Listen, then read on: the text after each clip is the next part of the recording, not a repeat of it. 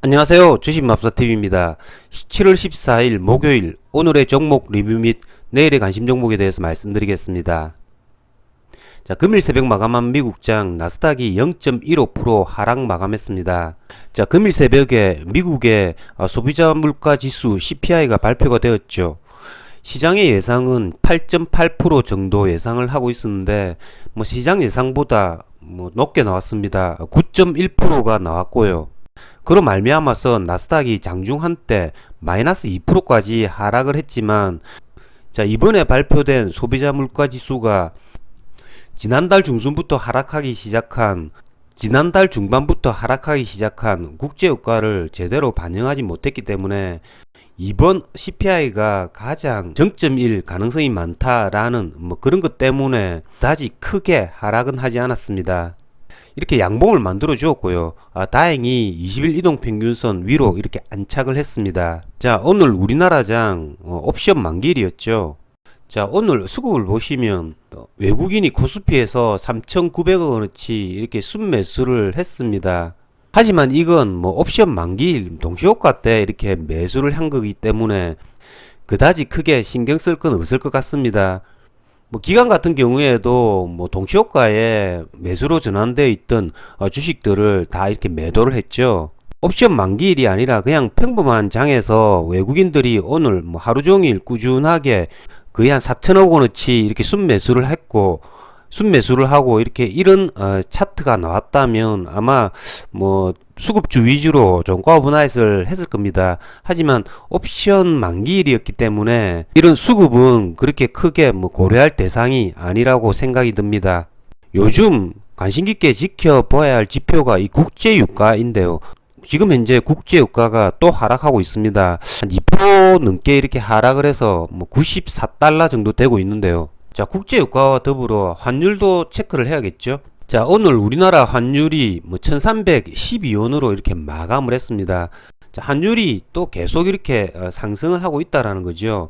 시간 외에서는 지금 한 2원 정도 더 이렇게 상승을 하고 있습니다. 이렇게 환율이 이렇게 계속 상승을 하면 다시 한 번 더 이렇게 2270포인트 전저점을 깨뜨릴 가능성도 많다라는 거죠. 자, 그러면 종목 하나하나 보시면서 말씀을 드리겠습니다. 자, 첫 번째 종목은 2차전지 소재주들입니다. 자, 어제 에코프로 BM의 실적 발표로 말미암아 에코프로 BM이 6% 시간외 가격에서 상승을 했고요. 에코프로 같은 경우에는 상한가를 갔죠. 에코프로 BM보다 에코프로가 시간의 가격이 이렇게 더 크게 상승한 건, 자, 에코프로 BM 같은 경우에는 무상증자 물량이 7월 13일 어제 이렇게 상장이 되었죠. 그런 물량 부담 때문에 에코프로보다 시간의 가격이 상대적으로 낮았습니다.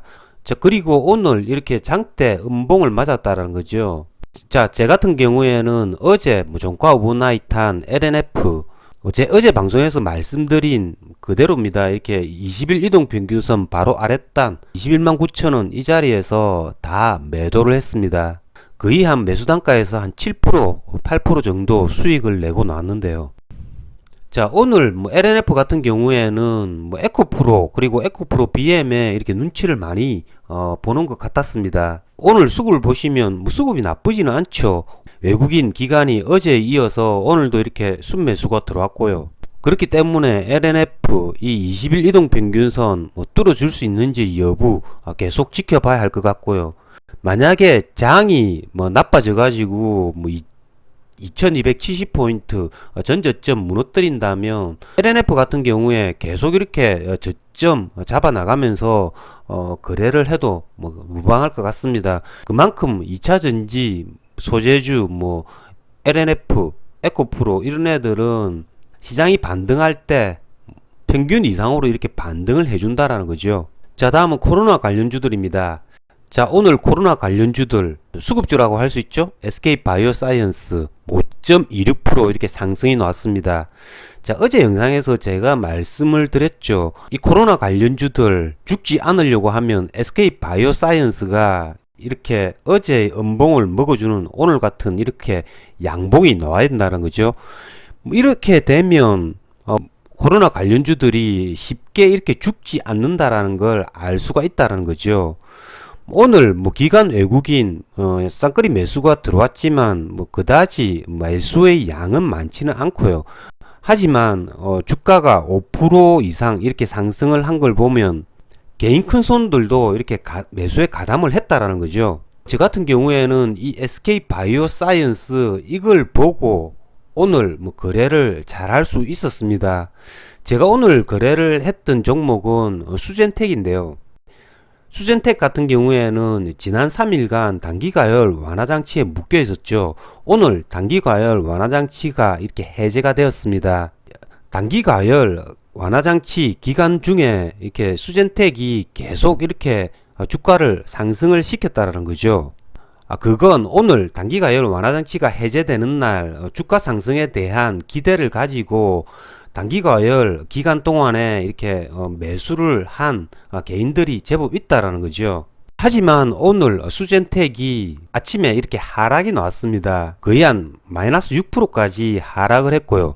뭐 저 같은 경우에는 얘네를 16,000원대 초반 여기에서 매수를 했습니다. 그 이유는 두 가지인데요.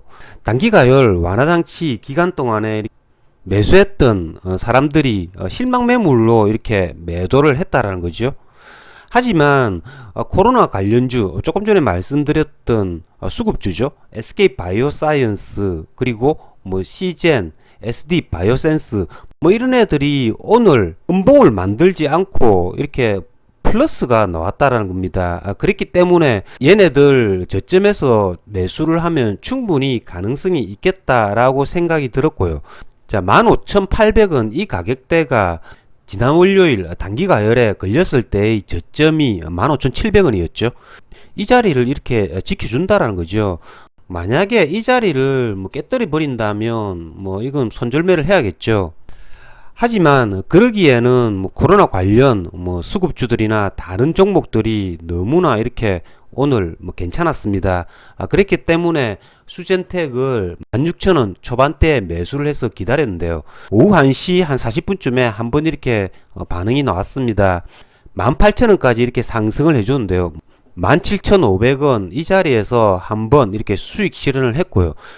그 다음에 다시 한 번 더 이렇게 17,000원대에 매수를 했습니다. 이걸 종가 오버나잇 해야겠다라고 생각을 해가지고 매수를 했고요.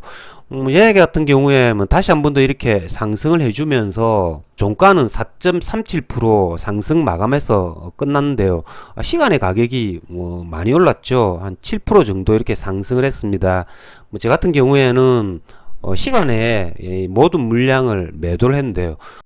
오늘 수젠텍 거래를 굉장히 잘한 것 같습니다. 어쨌든 뭐 주식을 거래할 때는 자신만이 가지고 있는 이렇게 기준이나 원칙이 있어야 된다는 거죠.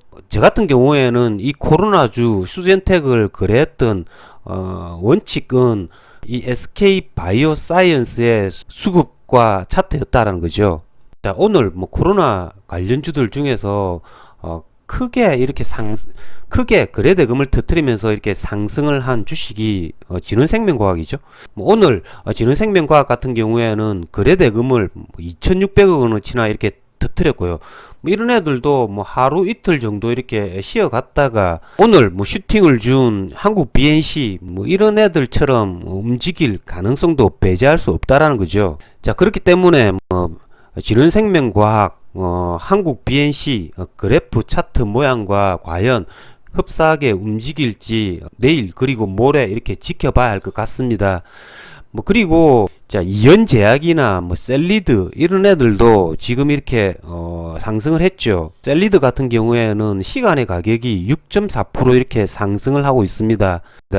셀리드도 보시면 이렇게 거래량을 이렇게 터뜨리고 사흘 이렇게 행보를 하다가 오늘 시간의 가격을 이렇게 상승을 시켰죠. 거래량을 터뜨리고 한 2, 3일 정도 쉬어가는 이런 애들 작년에 코로나 관련주들로 이렇게 크게 상승했던 종목이라면 한번 이렇게 관심을 가져봐야 되지 않을까라는 그런 생각이 듭니다.